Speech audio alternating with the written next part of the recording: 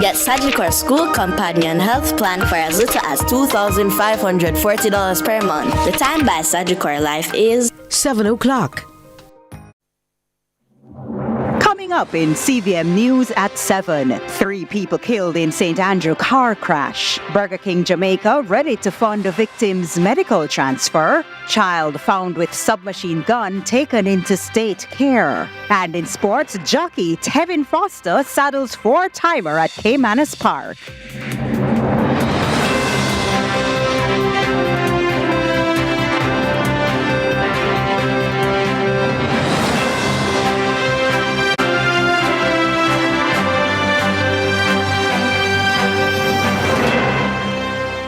From Kingston, Jamaica, this is CVM News at 7, the weekend edition for Saturday, September 14, 2024. Welcome, I'm TK Dawkins.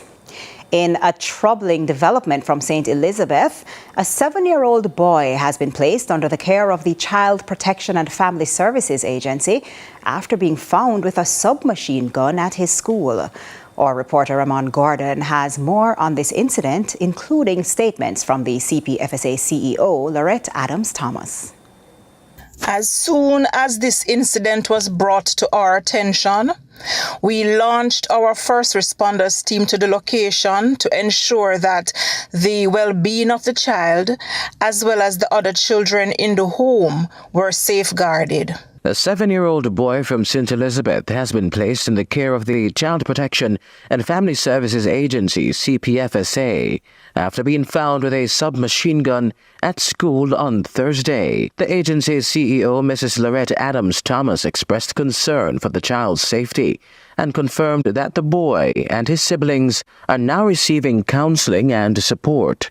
Any child who has open access to a firearm or moreover is found with one in their possession, that child has had their well-being jeopardized and is therefore considered to be in need of protection. The St. Elizabeth Police seized the weapon, which had the letters JE engraved, and are continuing their investigation. In the meantime, authorities are urging parents to be vigilant in monitoring their children's belongings to prevent similar incidents. It is imperative that parents be more vigilant about checking their children's bags before they go to school to prevent them from taking dangerous or inappropriate items with them, be it weapons or pornographic materials or drug-related items.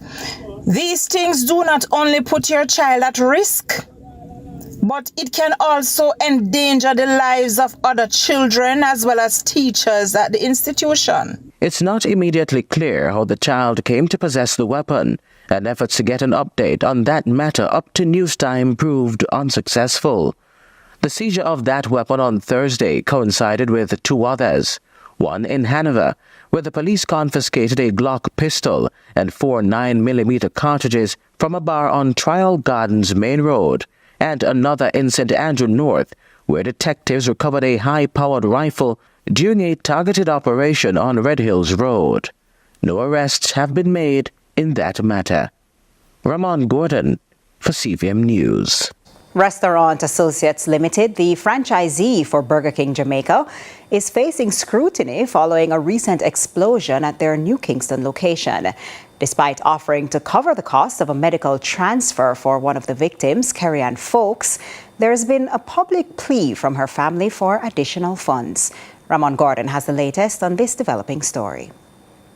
Burger King Jamaica's franchisee, Restaurant Associates Limited, RAL, says it is prepared to fund the medical transfer of Carrie-Ann Folks, one of the victims of Wednesday's explosion at their New Kingston location. The Folks family recently made a public plea for funds, despite RAL's offer to cover the costs once presented with the relevant medical documents. One such document is a doctor's letter confirming the need for overseas treatment, which is required by RAL's insurance before the funds can be released. Information that we've been provided by the medical team thus far is that she's progressing well with no life-threatening injuries. We do understand that it's their desire to have her transferred for care overseas, and I've indicated to them from the very beginning that we stand by to do whatever the doctors determine is the best course of treatment. Having explicitly stated to the family that we're ready to make immediate payment upon receiving the medical confirmation and clearance, which we understand to be standard, we're really surprised that the family has instead sought to solicit donations from the public. That said, our offer still stands, and we're committed to cover whatever treatment costs that the doctor recommend is best for her recovery. Despite that assurance, the Folk family remains dissatisfied and unconvinced that local health facilities are equipped to treat their loved one. There are no burn facility in Jamaica, and so we are not confident, even though we know that the doctors in Jamaica are exceptional. We, however, need also not just the best doctors, we also need the best facilities, the best technology, the best resources, the best protocols, the best rooms, so that she can be regulated, so that she does not get an infection. And at this time, based on what we have seen, we are not confident in any other facility in Jamaica at this time, and we don't have the time to wait. As you know, that San Marina Foundation was contacted by the family. All right, so what we did, we went ahead, as this is not our first burn victim case. So we went ahead and we secured the facility to give these folks the treatment that she needs. However, the hospital is ready and waiting, to accept Miss Folks. Lake says RAL is standing by to complete the transfer as soon as the document is received. Until then, Carrie Ann's mother remains critical of her daughter's employer. Some of our flesh is gone right now. Right here, it don't have any flesh. If it was the boss or the next manager, the higher manager, she would be out of the country already. So I'm not pleased with what Burger King is doing nor is about to do. The Jamaica Fire Brigade confirmed that a gas buildup triggered the explosion at the Burger King restaurant in New Kingston Wednesday morning. 6 workers were rushed to medical facilities following the blast, which caused significant damage to the restaurant and disrupted operations in the busy business district. Ramon Gordon for CVM News. A 28-year-old man was shot and killed by unknown assailants in Montego Bay on Thursday. Aikitol Winter, also known as Nathaniel, was a passenger in a car on Barnett Street around 5:05 p.m. when a man approached and opened fire, hitting him in the upper body. Police responded to the scene and found Winter lying on the ground with gunshot wounds. He was rushed to the hospital where he was pronounced dead. Investigations into the shooting are ongoing. 3 people, including a Jamaica Premier League footballer, died this morning after being pulled from a fiery vehicle in Halfway Tree, St. Andrew. It's understood one man risked his life in attempting to rescue the vehicle's occupants, who had slammed into a wall after veering off Eastwood Park Road. Nika Lewis reports. 3 people are dead after an early morning tragedy along Eastwood Park Road in St. Andrew Saturday. Among the dead, a name that is quite popular in some circles for fans all too eager to see him play for his club Tivoli Gardens FC in the Jamaica Premier League. Delano Daly, who is already being missed by his teammates who shared their sadness and condolences across social media. Additionally, 43-year-old Chanel Daly and 22-year-old Ryan Campbell, both of Greendale Drive, Kingston 19, did not live to tell the tale. According to the Halfway Tree Police, at about 3:40 a.m., the unidentified man, who CVM News understands was Delano, was driving a Honda City motor car along the roadway with 4 passengers inside. It is alleged that the vehicle ran off the roadway, crashed into a wall, and burst into flames. The driver, the unidentified man, now known to be Delano Daly, died on the spot. The police assisted the other injured persons to the hospital, where Daly and Campbell were pronounced dead. The other 2 passengers were admitted for treatment as investigations continue. But what stood out, aside from the mangled metal, a section of a painted wall promoting motor vehicles and parts, reduced to rubble, was the efforts of a solitary Samaritan who onlookers say risked his life to rescue all but Delano Daly from the car that soon burst into flames. And while he struggled to save lives, throngs of spectators quick on the scene reportedly defied humanity and the desire to preserve life as they watched and recorded the man's heroic gesture. The man received life. I charge them out every man, say every people can help him the next week to go up on the car. My Lord. Nika Lewis, CVM News. Police in Manchester have arrested and charged 18-year-old Sanjay Williams with wounding with intent following a stabbing incident at a party in Knockpatrick. The attack took place in the early hours of June 28 on Green Street, where Williams reportedly approached the victim, exchanged words, and then stabbed him in the side before fleeing the scene. Williams was apprehended during a police operation on September 10 in the same community. He was formally charged 2 days later after an interview in the presence of his attorney. Authorities have yet to announce his court date. Detectives in St. James have charged 30-year-old Joseph Mackenzie, also known as J.O., for the murder of 21-year-old Darian Bowman in April 2023. Mackenzie, featured on the Jamaica Constabulary Force's Wanted Wednesday, was apprehended on August 25, 2024 at a beach in St. James. Bowman, a labourer from Trelawney, was found with multiple gunshot wounds after motorists saw him fleeing along Flanco Main Road. Despite being rushed to the hospital by a Jamaica Defence Force unit, Bowman succumbed to his injuries. Mackenzie faces additional charges of using a firearm to commit a felony, possession of a prohibited weapon, and unauthorized possession of ammunition. His court date is being finalized. The government has made significant strides in distributing aid to those affected by Hurricane Beryl 2 months after the storm brushed southern Jamaica. The Ministry of Labour and Social Security says it has already processed over 594 million Jamaican dollars in checks and distributed thousands of essential items to affected households. $1 billion was allocated for home repair grants, with payments ranging from 50,000 Jamaican dollars to 400,000 Jamaican dollars, depending on the level of damage. The Labour Ministry is also working with international partners like the UN World Food Programme and UNICEF to provide additional cash grants. While 43% of relief checks have been distributed, the ministry continues efforts to assist all affected parishes and address missing information in some household applications. Social Security Minister Pernell Charles Jr. says the challenges faced during the relief distribution process for Hurricane Beryl victims highlight the need for the National Identification System, NIDS. Speaking at a post-cabinet briefing on Tuesday, the minister noted that verification issues have delayed grant deliveries, arresting that NIDS would streamline the process. This process has exposed the need for NIDS. Like it or not, if the country is going to develop, we have to be able to identify, we have to be able to collate and move swiftly. This is the main reason why we cannot today announce that 100% of all persons have received their checks. So you may hear persons in the news or otherwise saying, well, I was assessed and I'll know I don't see somebody come and give me a check, and I'll know I don't hear my name called. Primarily, it is because of the inability to validate you. A former political representative is displeased that after many years of pleading with the government, no attention has been placed on a road in her division that is deemed unsafe.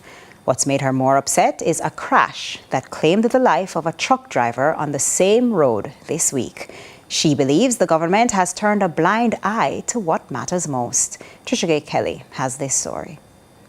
At least one Centan representative is speaking out about the government's alleged negligence in maintaining the roads in rural areas. This follows the recent death of 45-year-old truck driver Christopher Richards after his vehicle overturned and landed in a precipice. Former councillor for the Bensonton Division, Lydia Richards, says she's been advocating for the road to be fixed for some time now. I was really upset because for years I have been trying to get them to do more on that road, and better still to change that road to the one that goes right around to the bottom of Bob Marley, because that road is better. Richard says she has followed all protocols, but still no word from the government. I have asked, I have preached, I have begged, we have sent in report, we have sent in estimate. The road from the bottom of Pretty Pole to the bottom of Bob Marley, that road is a solid road. All it needed is some marl, and I did ask for some black oil to go on the marl, and that would be a decent road for the people to travel. She adds working proactively was the aim. However, death was the outcome.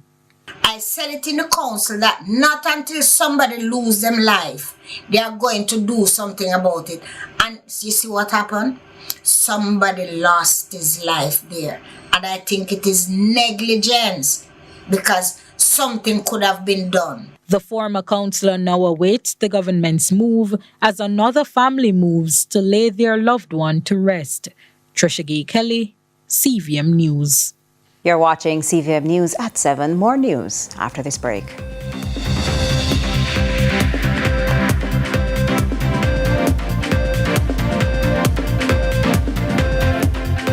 The councillor for the... This is the Aedes aegypti mosquito that spreads the Zika, chikungunya, and dengue viruses. Search for its breeding sites and destroy them. This is the Aedes aegypti mosquito that spreads the Zika, chikungunya, and dengue viruses.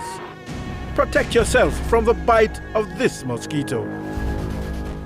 A message from the Ministry of Health and Wellness. Me, I go show them my way of justice. I'm abused. I need legal advice. I don't deserve this. The truth of the matter is, justice there for all of it. The Ministry of Justice has trained more than 5,600 persons in restorative justice practices. More than 200,000 victims have been supported by the victim services. Legal aid has reached thousands island-wide. Make we talk it out, not fight it out. Call 888 Justice today. Our days get a little complex sometimes. Often so many things make sense, yet so many do not. We are being intentional about giving prominence to the big stories in order to clarify and enlighten. Lead Story explains who, what, when, where, why, and how. Lead Story with George Davis, weekdays at 6:30 p.m. on CVM TV.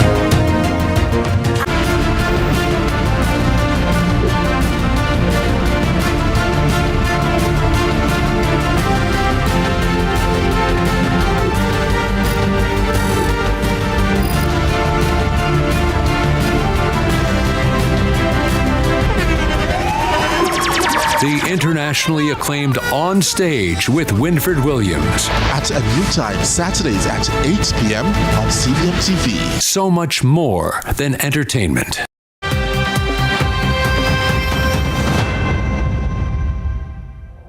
Welcome back to CVM News at 7. Thanks so much for staying with us. The councillor for the Little London Division in Westmoreland is this evening urging motorists to exercise greater vigilance while driving. His call to action comes in response to a noticeable increase in crashes within the parish, prompting local authorities to prioritise measures that promote safer driving practices. Britannia Whittle reports. As the calls for increased road safety measures gain momentum, counsellor and educator at the Little London High School, Eon Miles, is the latest to express his trepidation about the number of road fatalities involving students across the Western Parish. Last year, or last school term that is, we have had a number of crashes involving our students on the road network, some fatal. Some were hospitalized for extended period. Numerous, when I said numerous crashes, from broken limbs to fatality over the years. And that is why the principal would have banned even the bike drivers of the motorcycles from taking students. That is a very viable means of transportation for our students coming in. So what happened, we had to employ the school bus, to utilize the school bus on the routes in the morning to transport the students. He says although the number of road fatalities is down, there remains cause for alarm. Concern in terms of road fatal crashes, it has been down by maybe 4 when compared to the corresponding period last year. However, that is still alarming. It's still too many. Miles is appealing to drivers to pay special attention on the roads. And so I'm using this call to call on the motorists in this parish, and especially those using the thoroughfare from South to Negram, to drive with a bit more caution, drive more cautiously, and just be respectful to other road users, both pedestrian and other drivers alike. Since the start of the year, over 15 students have died on the nation's roads. Britannia Whittle, CVM News. Opposition spokesperson on Labour, Wavell Hines, is demanding immediate action from the Minister of Labour after reports surfaced of Jamaican contractors being abruptly removed from their jobs at the Grand Palladium Resort. 7 contractors, some overseeing dozens of workers, were allegedly replaced by foreign labourers, raising concerns about local workers' rights and the legality of these practices. Hines also questioned whether the foreign workers possessed the necessary work permits and called for a thorough investigation into the matter. The Ministry of Labour has responded, saying no formal complaints have been received, but they urge affected individuals to come forward. Let's take a look now at regional and international news. We begin with the news in the region. Water shortages in Cuba are increasingly flaring tempers, including in the capital, Havana, as problems mount for hundreds of thousands of residents already ragged from shortfalls in food, fuel, and electricity. More from Reuters News. We depend on water coming in. If water arrives, the tanks are filled. If it doesn't come, we can't provide water. When they cut off power, we can't give water. One thing depends on the other, and that's the game we play. In Trinidad and Tobago, irresponsible and blatantly false. Those were the words used by Minister of Health Terence Dialsingh to describe the recent allegations made by opposition leader Kamla Persad-Bissesa, who disputed the authenticity of the use of COVID-19 vaccines during the pandemic. Here's TTT News. Minister of Health Terence Dialsingh said opposition leader Kamla Persad-Bissesa's comments that, quote, hundreds of thousands were given a fake vaccine was an abuse of free speech, malicious, and have put the public's trust and confidence in medical professionals who administer these vaccines and overarching regulatory agencies into question. The minister condemned this and previous public statements made by various members of the opposition United National Congress, saying the continued misinformation has been a feature of the UNC's response to COVID-19 and urged the public to dismiss these statements. 4 brands of COVID-19 vaccines approved by the World Health Organization were offered to the public: Sinopharm, AstraZeneca, Pfizer and Johnson & Johnson, and follows this country's policy to only use WHO-approved vaccines. In international news, thousands of mourners have gathered for the funeral of Olympic marathon runner Rebecca Cheptegei. More from the BBC.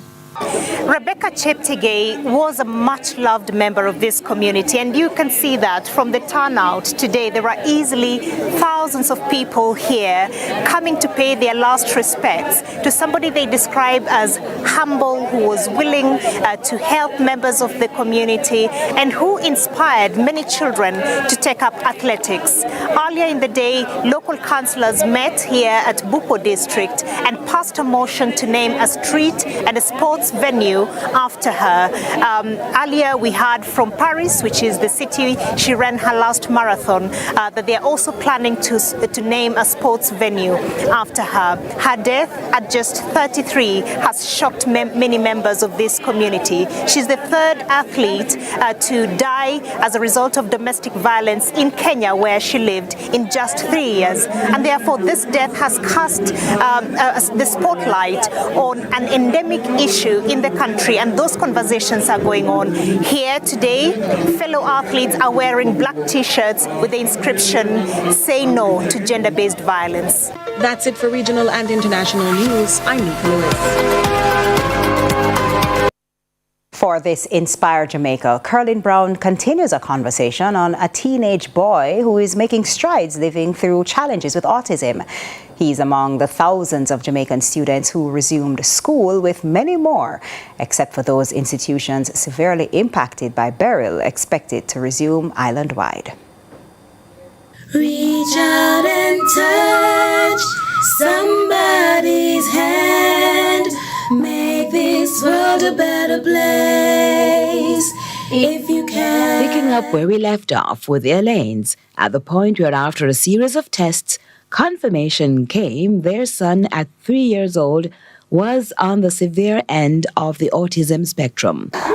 We started reading a little when we had the suspicions and stuff, so we weren't too surprised, but to say we were disappointed, yeah, that's not what we really wanted. That's not what we were looking for. But, you know, my husband and I, we always have our little board meetings and we always talk about important things that affect our family. So when we sat in one of our board meetings and we started talking about this, my husband said, you know, he gave me that reassurance. I was the one who in tears and everything, but my husband said, listen, this is not your problem. This is our problem. I ain't going anywhere. You know, I'm going to be right here with you. Because you see, here's what, Curlin. One of the things that is being told is that nearly 40% of persons with children on the spectrum, they're separated after a while. So I had that fear if my marriage was going to be in problem. But he gave me that blessed assurance, you know. My husband is mine. Having further sealed their vows for each other and their offspring, the couple, now 6 years into marriage, also agreed to remain steadfast to the highest source of unconditional love. I tell you something, you know, Curlin. One of the things I said to my husband at that table, if it is his will, it's going to be his bill. And if it's his choice, it's going to be his invoice. And let me tell you, up until today, the Lord has honored this bill and pay every invoice. Because it's not cheap. Yeah, the other thing too, I mean, our faith plays a huge role in our approach to the whole condition, the whole situation. I can say because of our faith, we have had an approach that has yielded results, right? Relocating from their home in Montego Bay to where they could access treatment and therapy for Alex is just the beginning of the testimony for these professionals. Challenges to include wading through what seemed like an obsession with water, to discovering it was his love language, to paying attention to the pros and the cons. And God ordained that we should have been in Kingston so that, you know, we could have landed jobs and be able to finance the challenges. Challenges to include wading through what seemed like an obsession with water, to discovering it was his love language, to paying attention to the pros and the cons. You know, we get him into swimming, and one of the main reasons we get him into swimming because he has always been just flooding out our house. Even we just turn on the pipe and just have water running up and down all over the place, and you get up even in the middle of the night and the whole place wet up and stuff, right? So we just send him to swimming and say, listen, we don't know if he's going to be able to swim, but just make him go, just go on in the water so that when he come home, we can have like a peace of mind with the pipe. I want to add though with the swimming is that a high percentage of children on the spectrum die on an annual basis as a result of drowning. Mm-hmm. So having learned of that statistic, we were more adamant that we need to have Alex Xavier in a program that he'll learn to swim. He can manage himself. As a matter of fact, Alex Xavier does better than his mom and his dad in the pool. It was after spending huge sums on speech and applied behavior analysis ABA therapy, Autism Edge, an online home intervention program was born with 1 star, Alex Xavier Alain. I am Curlin Brown. Let's continue to inspire Jamaica. Reach out and touch Somebody. It's time for another break here, but Ronaldo Adams has sports next.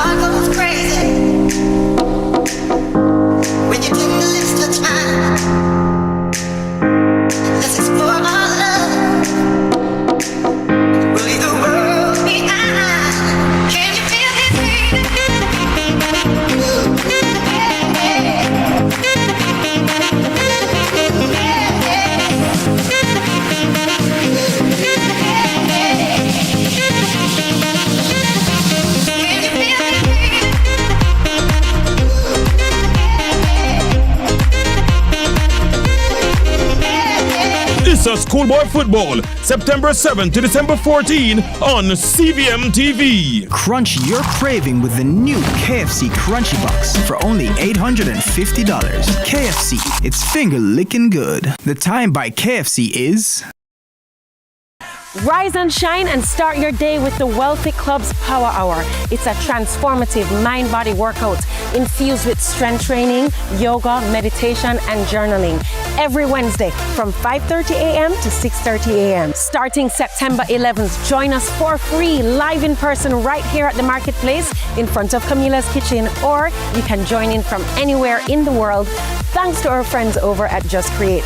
And afterwards, refuel with your post-workout breakfast from Camila's Kitchen to truly support your wellness and your fitness goals. Catch us for this special workout hour on CVM TV on Mondays from 5 a.m. to 6 a.m. and a repeat at 5:30 p.m. to 6:30 p.m. WellFit Wednesdays starting September 11th at 5:30 to 6:30 a.m. right here at the marketplace. See you there.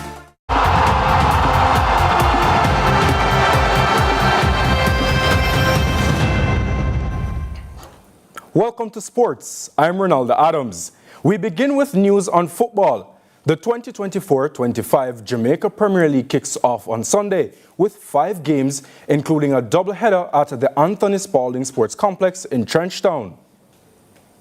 The big game on Sunday afternoon will be at the Ferdinita Park between Portmore United and Mount Pleasant in the clash of the two former champions beginning at 4. There, Phoenix United will be at home to Montego Bay United in a 3 o'clock fixture at the Wembley Centre of Excellence in Clarendon. Tivoli Gardens will meet Mullines United in the first game of the Anthony Spalding Sports Complex doubleheader at 5, while at 7:30 it's Arnett Gardens against Dunbeholden. Since the onset of COVID-19, the JPL had been operating with a reduced 2-round format.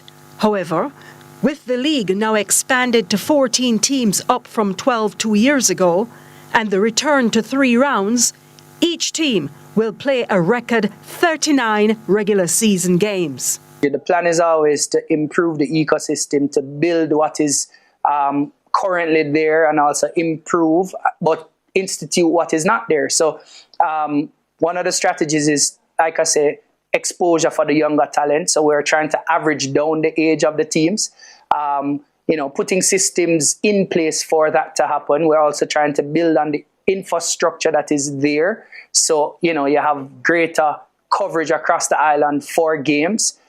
Improved funding will also be available for the clubs. We know that football is a big business. It requires capital. So we're partnering with different investor groups and ensuring that clubs are properly equipped and capitalized and giving them an opportunity. So, and then the general partners who are on board, we're promoting their brands, giving them opportunity and spaces.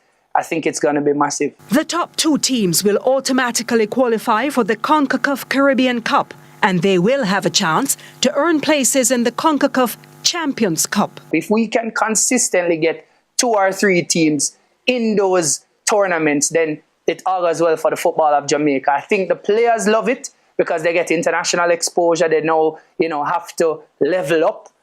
The coaches love it because, strategy and tactics, me versus you. And then the entire Jamaica benefits because from the national program all the way down to the junior program, it is vertically integrated. It speaks well for the football development in our country. And we are just a part of the ecosystem. and we are happy to play a role in that.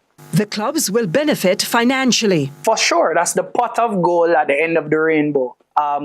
Just by participating in the tournament locally, once you finish within the top 2 or top 3, then you get qualification access into CONCACAF tournaments, and that's where